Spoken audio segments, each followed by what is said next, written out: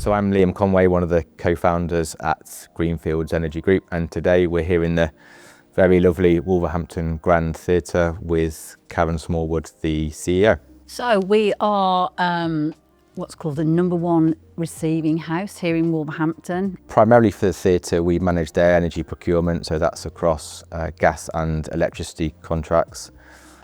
And we do that in what I would call a proactive way. So it's not just about when's the contract due, we'll sort it a couple of months prior. It's about being proactive so that the theatre have clear runway and visibility of budgets for a number of years ahead so that they can plan effectively.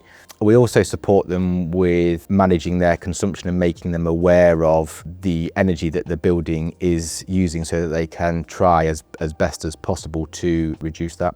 We are actually a charity, which lots of people don't know. We don't operate on a for-profit basis. So it's really important to us that costs are generally kept under control and minimised wherever possible. We plan lots of things a long time in advance, particularly around productions and such. So again, it's really important for us to know the type of bills that we're going to be dealing with. Our usage is quite static, pretty much throughout the whole year. So from that point of view, once we know what the cost price is, it's more easy for us really, I guess, to forecast it compared to lots of other businesses.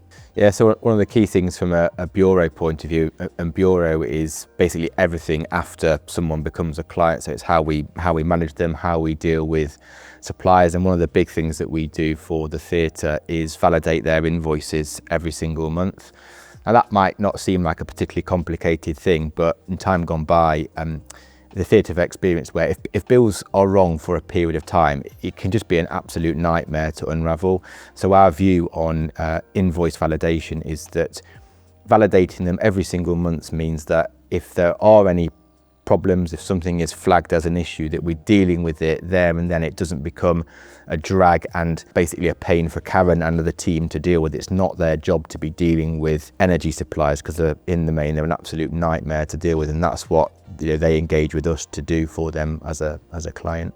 It's really important for us to have that support. Ultimately, we're not specialists in energy, and we would never suggest that we are. We've worked with Liam now for probably about 8 years, something like that.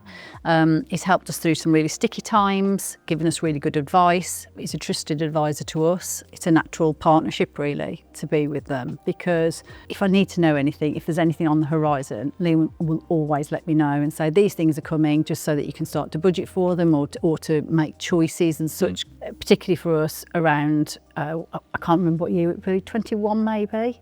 Well, the energy crisis. When the energy crisis happened, it was less of a crisis for us because Liam had kind of already lined us up with some really good contracts and such, so we didn't actually have the same impact that lots of businesses do. And for us, that was a huge sigh of relief really, because as I say, as a charity, that's not the best usage of our money. This is a really good example of knowing your client well and understanding what is important to them in terms of having relatively long-term stability in terms of prices. And once you understand that that is their main driver, then you can have a procurement strategy that tailors in and links to that.